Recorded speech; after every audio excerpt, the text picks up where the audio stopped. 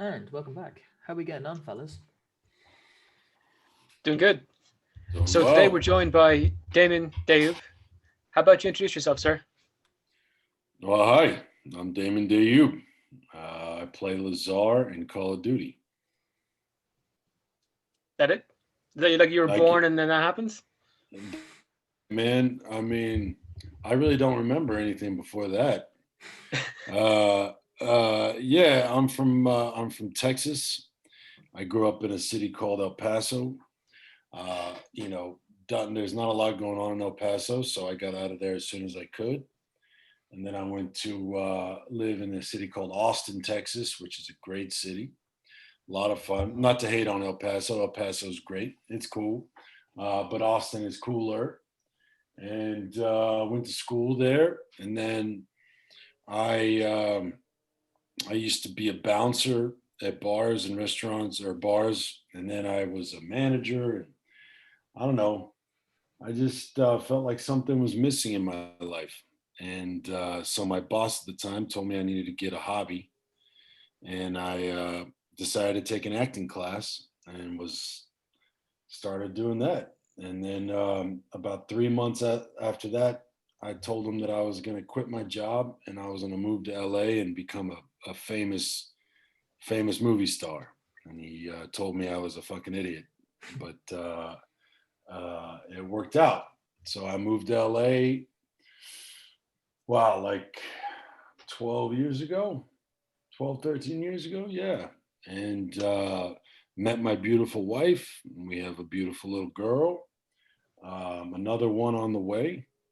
And so, yeah, I just started acting and, one thing kind of worked out and then another and then another. And, um, been able to have the life that I have and have my beautiful girls with me. And it's not too bad a life. Living in Southern California, it's not terrible. It's 72 degrees and sunny here. I don't know what it's like where you guys Miserable. Wet. are. So Yeah. yeah, not too bad. Yeah, not That's not my too bad story. there. And it was just purely out of boredom you got into acting. Yeah, I loved movies. I was kind of a movie buff. I'd watched everything. And I just always wanted to take an acting class. And I did one class and with this woman named Mona Lee, who's an acting coach in Austin. And I just fell in love with it. There was one day I was doing a couple scenes and I went out back to have a smoke and there was this storm coming in. I could see the clouds rolling through, and for some reason, man, it just clicked that this is what I was going to do for the rest of my life. And I don't know what it was, but that's just was it. There's a feeling that you have when you're doing, especially something on stage. Um, it's kind of surreal, um, and for me, there's nothing more gratifying than being in that moment with fellow actors, and you just kind of get lost, and you know, start to really. I mean, it's just a.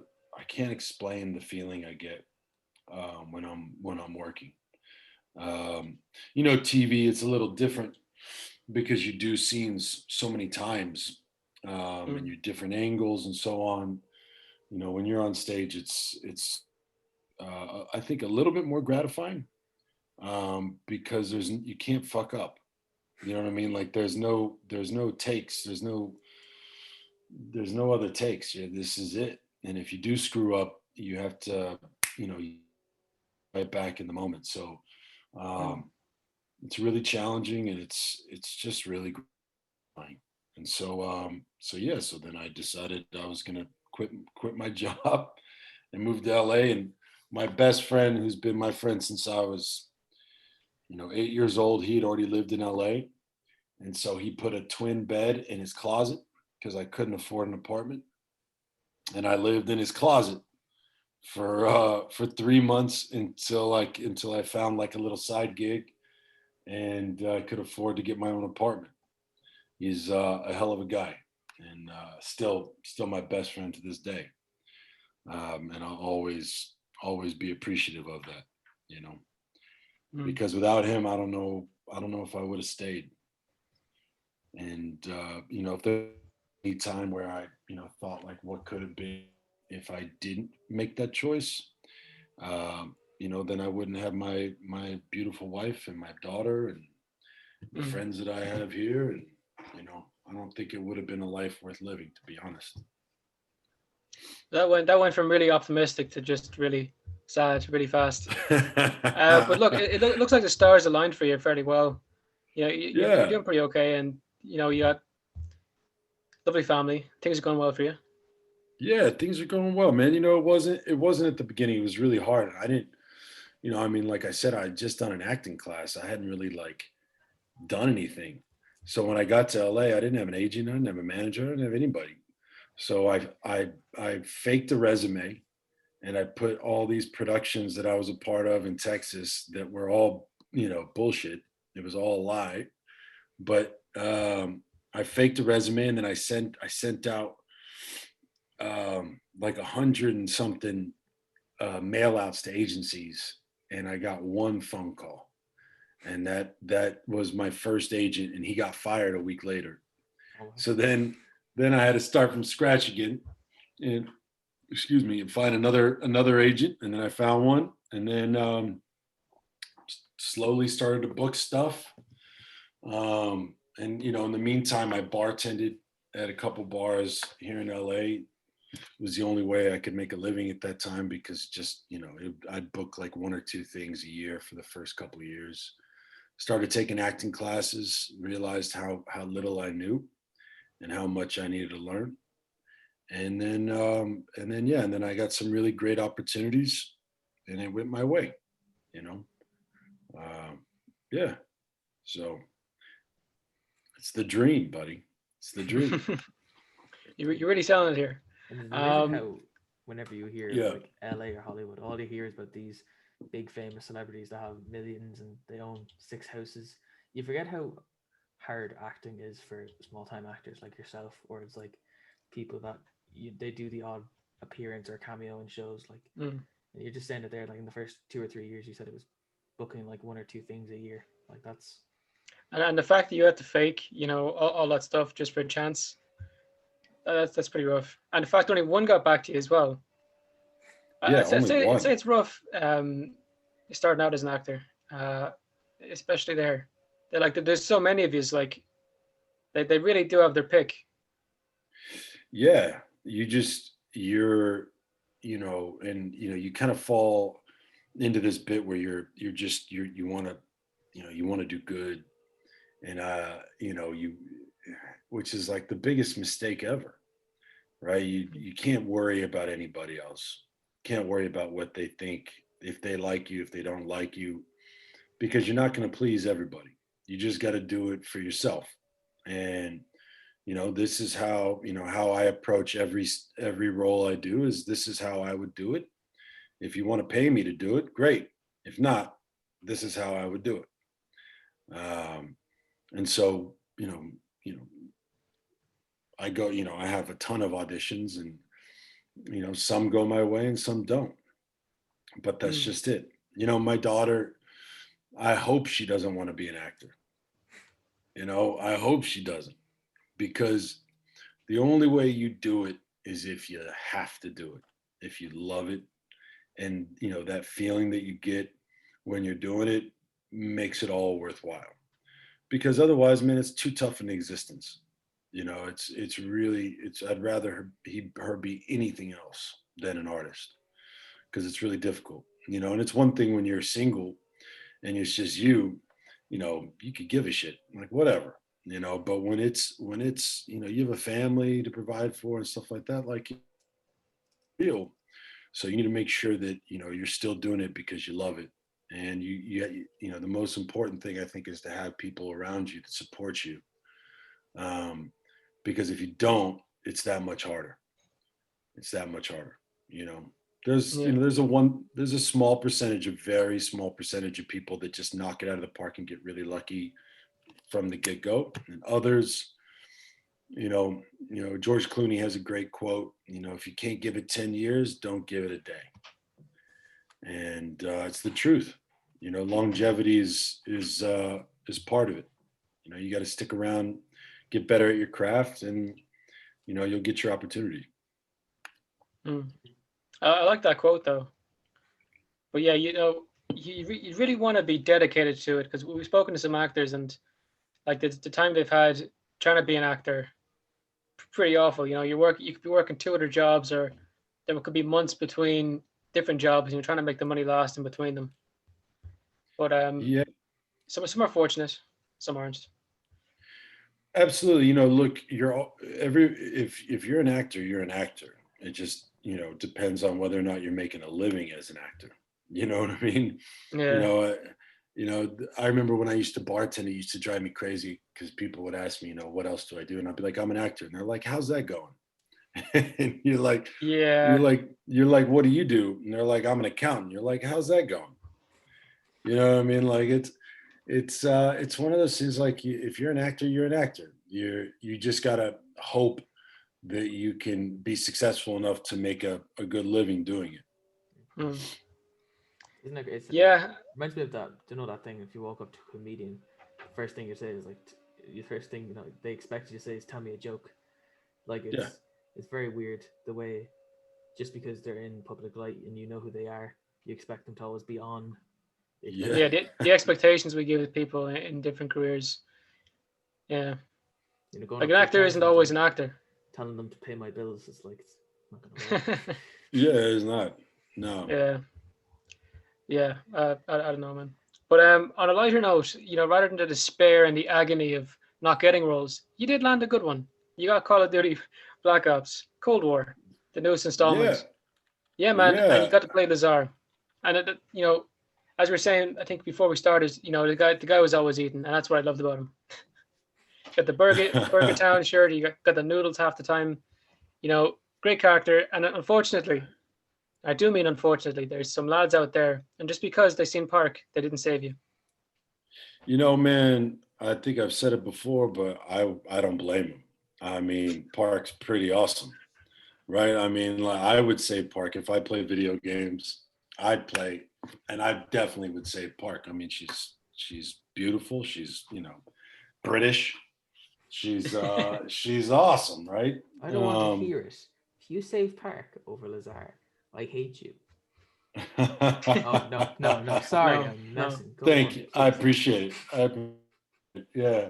No, yeah, it was a lot of fun. And Lily, who plays Park, is exceptional. And we had a lot of fun. We actually kind of created um, that little romance between them on our first day of shooting. We talked a little bit about, I threw a wink at her when we were doing one of the scenes. It was the scene where where you guys go into the safe house for the first time, and I threw a little wink at her, and the director was like, "Did you just wink at her?" And I was like, "Yeah, I feel like Lazar has a thing for her. Let's." And he was like, "Yeah." And so then when we went back and did it, did more scenes, they created something, for them. And so there's all those lines about, um, he puts in a lot of work on her. Like he tries to get her to notice him a lot.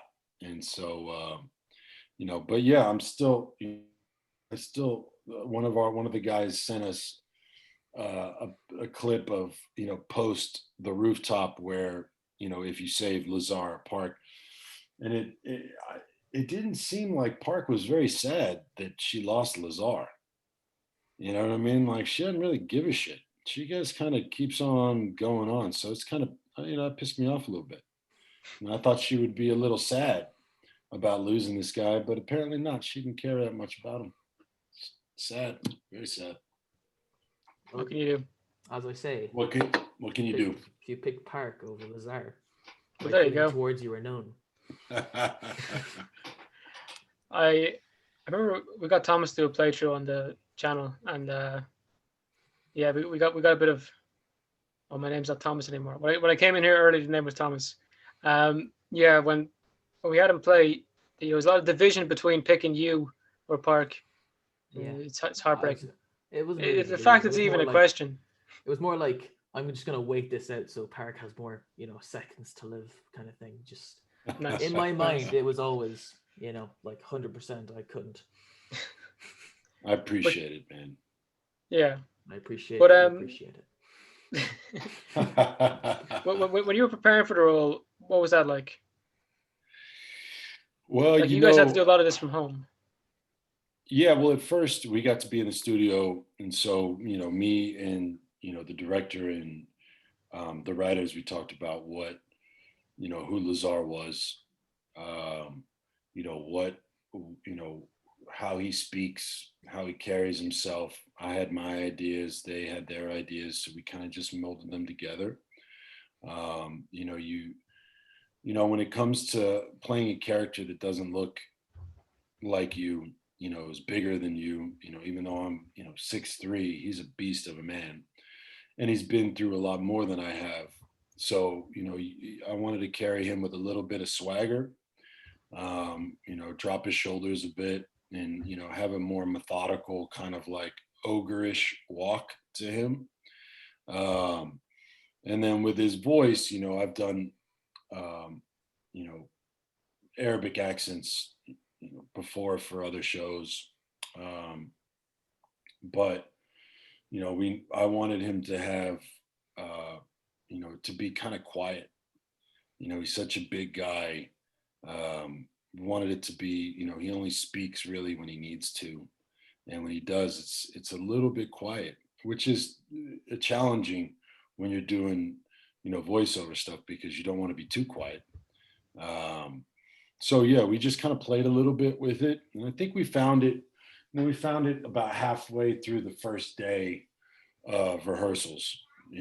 What worked, what didn't, and so Lazar was born, and it was a lot of fun. A lot of fun to play him. Mm.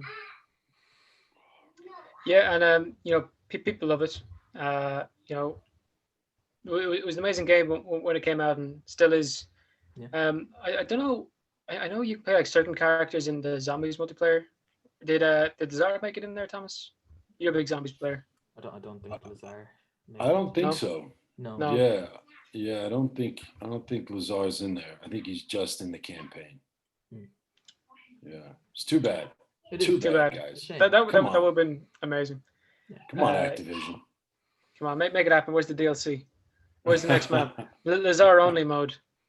Right. But yeah, I don't even know what to say. The campaign was great, and from all the actors we've talked to, there seems to be such a close connection between you and like all the cast. You all got along very well, and it's cool, very cool to see. Like, Yeah,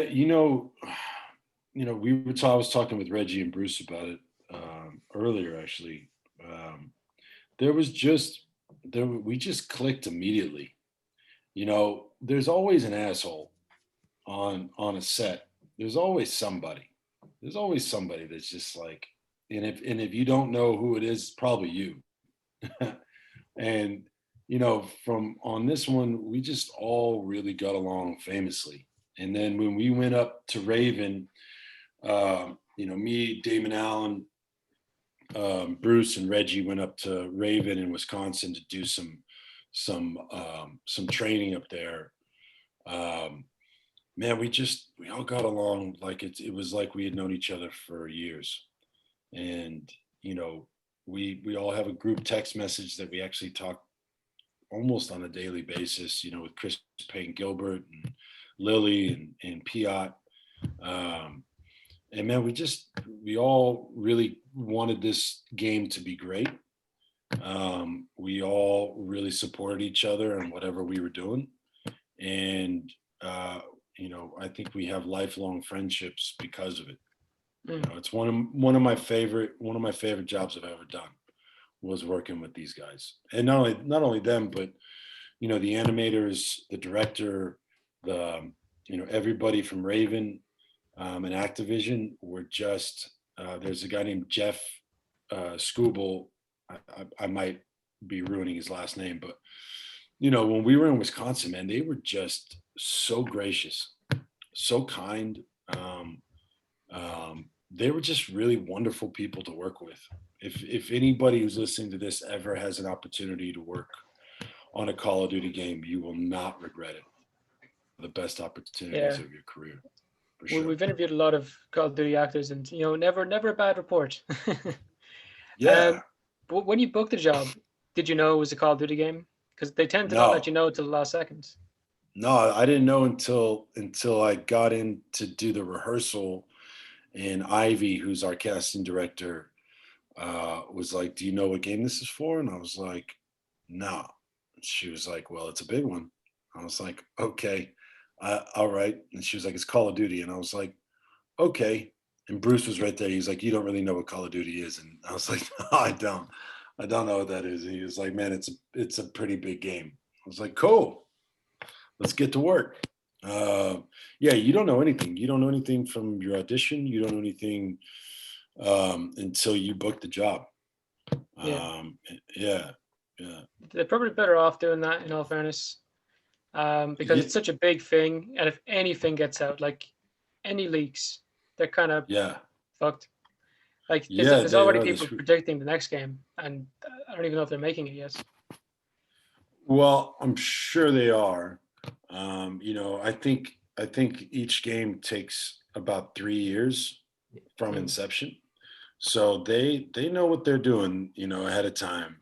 And they have, Activision has multiple production companies that kind of tend to each game. And Raven was our primary, production house that did, Black Ops Cold War. So, they know what they're doing. I can't believe that they pulled it off during a pandemic, to be perfectly honest. That was impressive, doing a lot of it through Zoom and stuff. Yeah, just doing it from home. It's crazy.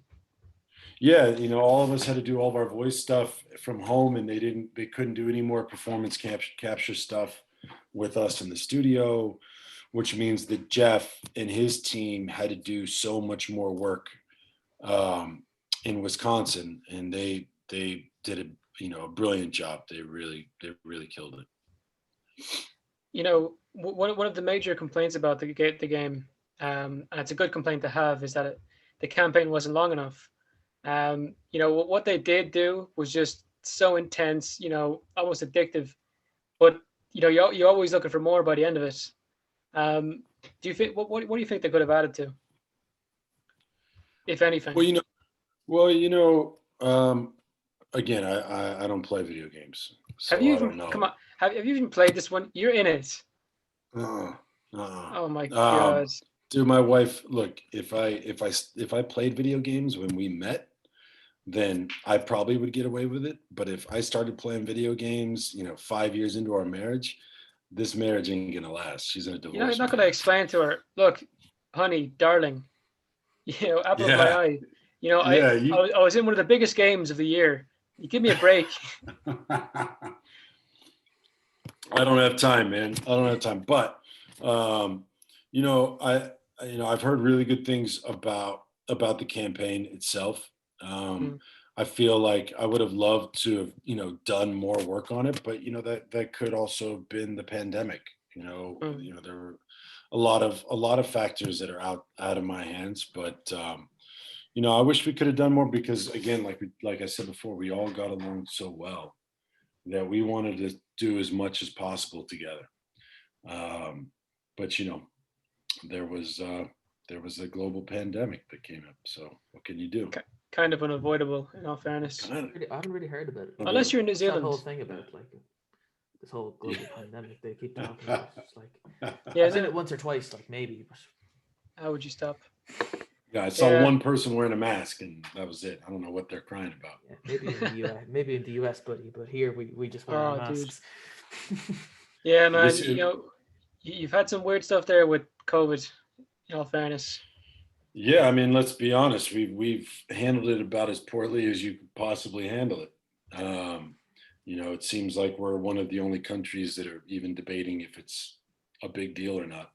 Um, But don't be but yeah, fooled. Most of them are arguing about it and yeah. protesting about it. Mm. At both sides, wanting to do it and then not wanting to do it. Blah blah blah. Well, look, I totally understand. When you're doing, economic shutdowns, stuff like that, like, livelihoods are being threatened. People, there are people that have been out of work for almost a year now. There are, businesses that are closing that have been around for decades, mom and pop shops. And my heart goes out to them. My heart goes out to any family that's, had to deal with, COVID-19, whether they lost somebody or they got sick. It's really tough. It's really tough. I don't know what the right answer is, and I'll just stay there. You know what I mean? Mm. I have my opinions, but I'm not a scientist. I'm not in politics. It's not up to me. So I'll just hang out with you guys on the podcast and do a little acting, and Yeah. that's up my alley. Christ, Oh, there you I, go. I wish more people had that mentality of I'm not a scientist, because Yeah. everybody But watches YouTube for an hour and think they're a fucking genius. Crazy. Oh man. And with Twitter and all the social media platforms, everybody's got a bullhorn to voice their opinions for better or for worse. Um, and it's tough. It's tough. It's tough out there. I guess yeah, it's what comes with having free speech, isn't it? You're gonna have free you're speech. saying it Yeah. like it's a bad thing. I'm not saying it's a bad thing. I'm saying there's stupid people who have free speech, and you just got to deal with them. Yeah, look, I'm all about people having their opinions, whether it's, educated or not. But it does when people who are, politicians who are, civil workers, and they're ascribing themselves to theories that aren't based in fact. I think that's a problem. But it's, I'm also not about censorship either, so I don't know. It's Yeah, tough. It's tough. yeah. What was I gonna say? You really caught me off guard there, Thomas. Um, but yeah, but even with like the people, people not being scientists and having opinions on it, like the information is very available. Yeah. If you dig deep enough.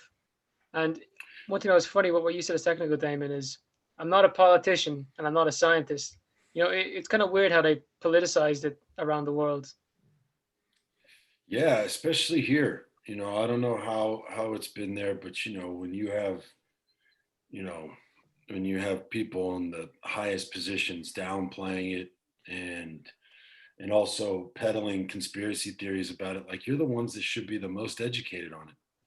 And it's a real scary time. It's a weird time, I think, in the world when it comes to that sort of stuff. And it makes you also think, like, what's real and what can I trust.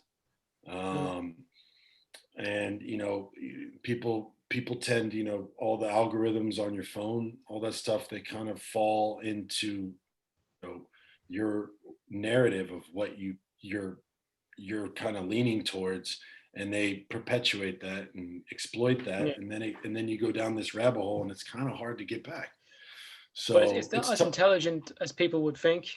Like if you looked up puppies and only puppies all day, you're gonna get puppies. It's whatever your watch hours going into. So whatever you're watching for the longest amount of time. So if you spend Right. that half-hour video on, let's say, flat Earth, you're gonna get like a lot of that stuff for the next ages. And yourself, Yeah. it's hard to cleanse your YouTube timeline if ever you have a weird one in there. Wait. The Earth isn't flat. Oh no. You Well, know, we have a actually, flat. We funnily have a enough, guy debating that on Monday with we have us. a He guy was on the Oh, Alex debating Jones oh show. flat man. Earth. We are Oh going to. man. It's going to be really interesting. Wow. I had no idea. No idea. Well, Listen, thanks. I appreciate that, I guys. know Yeah. it's hard to believe at first that it's not Mm, flat, but listen, Right. once you see the How yeah. pictures, how do we all stay if it's not flat? How do we all stay on the ground. Listen, Is I it? know what you're thinking. I think the secret is that we're curved. They. Ah, We're bendy, man. We're bendy. We're that, like worms. We're that, curved. that makes sense. That It's makes just our sense. eyes. See, Yeah, see the way our eyes are rounded. That's why Yeah, the there you go. curve is. that's If right. our eyes were That's right. flat, it would just look flat. Yeah, You know what I mean? yeah. It's like That's Wake right. up, We're sheeple. curved. wake up, sheeple. Yeah, What if we're the curved ones? yeah, Oh, jeez. Yeah, that makes perfect sense. exactly. Perfect Yeah. sense. I don't know how we got here. No, Me Um, either. we're saving this yeah, debate for Monday, though. I'm looking yeah. We'll forward to it. talk about this Monday. Um, but besides, Call of Duty, you have a lot more acting credits than just that. And then you also said earlier on you did theater, and out of all the various acting you can do, like voice acting, TV, movies, theater, which would be your favorite? Well, I mean, doing theater's a lot of fun. It's just, you like I said, you're just kind of lost in the moment. You do a lot of preparation to get there. TV acting is amazing. Doing films. I have actually, the bulk of my career has been television acting, which has been amazing and lucrative, and it's a lot of fun. Films, I think, I'd love to do more films, just because you're out there for months at a time, and I'm all about the camaraderie. I love being with people. I love being around people, which has made COVID and the shutdown difficult for me, because I love being around people and I love getting to know them.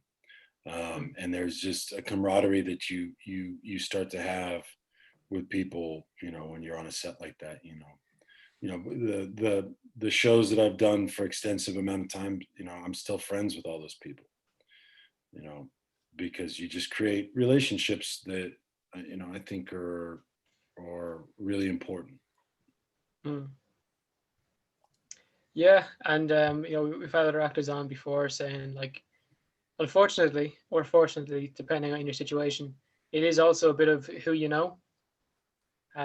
So like, having friends who do the show, it can help you get into the show or whatever. Right. Blah blah blah. Absolutely, man. And you don't want to be known as an asshole. There you go. Yeah, I Exactly. mean, Exactly. there are some great actors who are, don't have, uh, you know, are known to be a bit difficult, but they're really great actors. you have any Um, personal experience with that? with people who have been assholes. Yeah, Acting please. Yeah, alongside. Just name them. yeah. Name drop, address, Just phone name it. number. No, no, I can't do that. But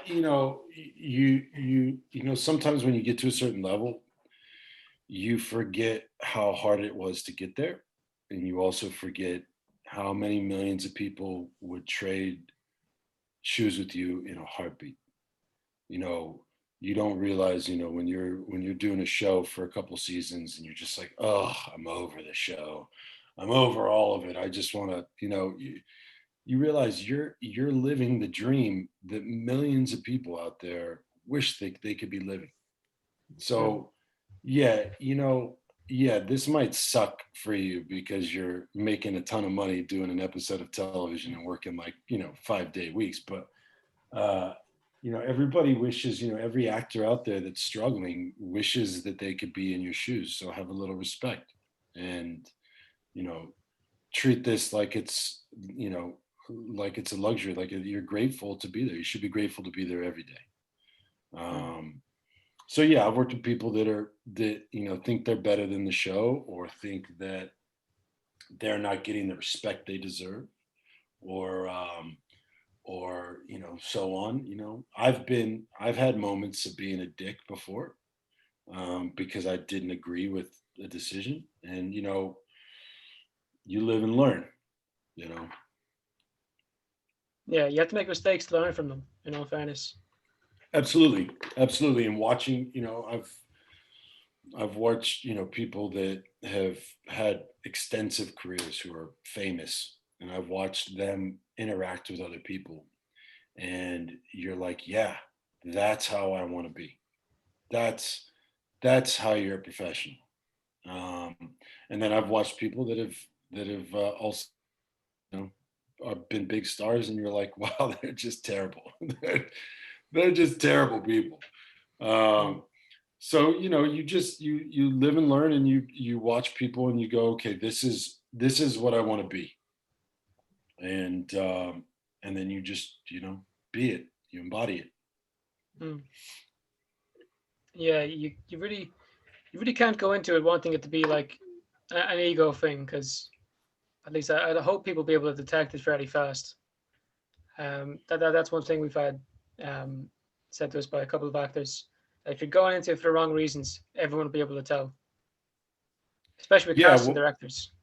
yeah, well, also, if you're an actor and you're desperate, it reads.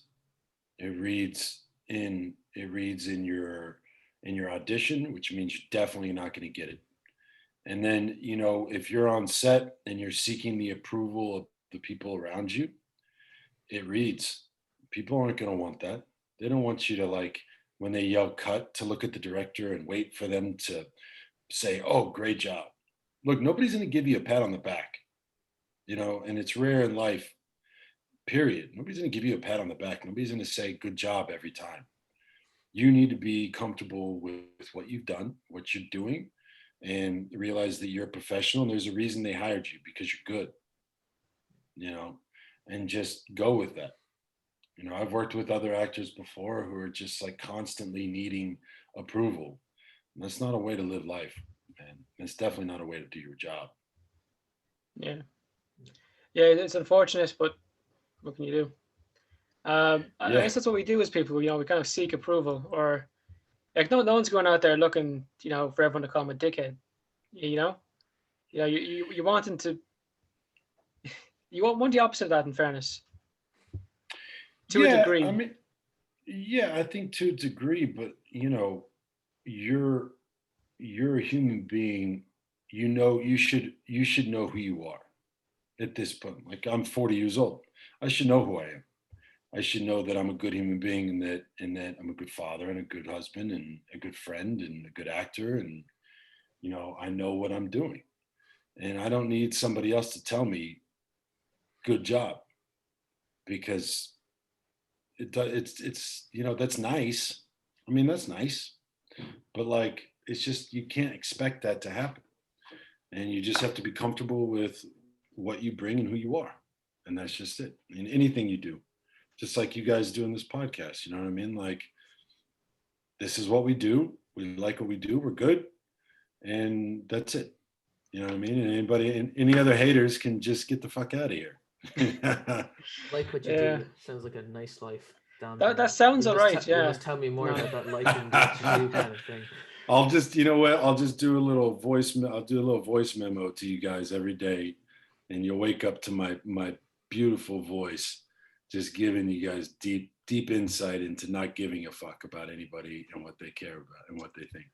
geez, you start your own podcast. There you go. No, I'd But lull yeah, people to sleep with this voice, man. No way. That's there's a huge market for ASMR, sir. I mean, your voice oh whispering would be Jesus, ASMR is so put dumb. any man or woman to sleep. It'd be What amazing. what is this? ASMR, You know what this is? they like whisper No. into the microphone, and it's supposed to be it's supposed to calm people down. Don't know if it actually does. I've never tried it. Yeah, there's a certain amount of people that it affects, and if it doesn't affect you, it's never going to affect you. But for some That's weird. people, it just does. So they might do things like they get like I'm not going to do it, but like they get like a wrapper or something, and they crinkle it beside the microphone, or they like whisper into the microphone, or they'll do other things into the microphone. Normal stuff normally, but different variety, and I guess people like it. Sounds weird, doesn't it? Huh. You should really Oh, get yeah, into that's the It's fairly ASMR new. market. You'd be perfect for it. There Like you yeah. go. I'm gonna Practice look it your up voice right. acting. Yeah, I'm gonna look it up right when I get off with you guys. Maybe I have a new No, career ahead of me. You no, never no. know. I'm There messing you it. go. Please don't. Uh, But another big game that you got to do this year was Red Dead Redemption 2. You got to Yeah. do a couple of voices for that, but just some smaller ones. You weren't exactly Arthur Morgan, in fairness. But how was that role for you, or roles? Many. I mean, it was cool. It was a long day. I just did one day, and they hooked up the gear on my face so they could read my facial expressions. And I did like a dozen characters. Hmm. I did so many of them. One was like a sheriff. One was some guy that was like hiding out in a shitter in an outhouse. There was like all these different range of characters, and it was a lot of fun, man. It was a long day. I was there for like 8 hours, just doing, all these different characters. But it was a lot of fun. Again, I had no idea what game it was, Hmm. no idea what it all entailed, and I'd heard of Red Dead Redemption, but I didn't know how big To it was. explain it easily, the biggest cowboy game of all time. Well, there you go. There Happy to you be a go. part of it. Happy to be a Yeah. part of it. Yeah. Awesome. It's kind of off-putting, but I love that you're honest about it. That you're not really aware of like the games. Like, when we had Bruce on, he was basically the same, but a bit more idea with Adler. Or we had people on from Red Dead, and they knew their characters intimately. It's a little off-putting today, but I guess it's normal for some people. Well, Like, you don't need to be an expert in everything you do, otherwise you have a lot of useless knowledge. Like, you've been an actor for how long? You can't have all this intimate detail of everything you've done. right. I mean, I've been acting for 10 years. I don't, I mean, like, my commitment is to the character. It's not to the show or the movie. My commitment is doing my job as the character because that's what you hire me to do. And I'll do publicity and stuff like that for the show or game or whatever I'm doing, but my commitment is to the character. That's what you pay me to do, and then that's where my job ends, pretty much. Yeah. All the other details are above my pay grade, man, and I stay out of it. I stay out of it, You might be better off. dude. But Totally, man. yeah. But soon enough, you're doing a bit of a signing for your character, aren't you? Yeah, Lily and I are going to do an Instagram live signing on Sunday at 10 a.m. Pacific time. So we're going to do a little signing together. I think the group, we're going to try and do something with, I think his name's John Leach, on Saturday.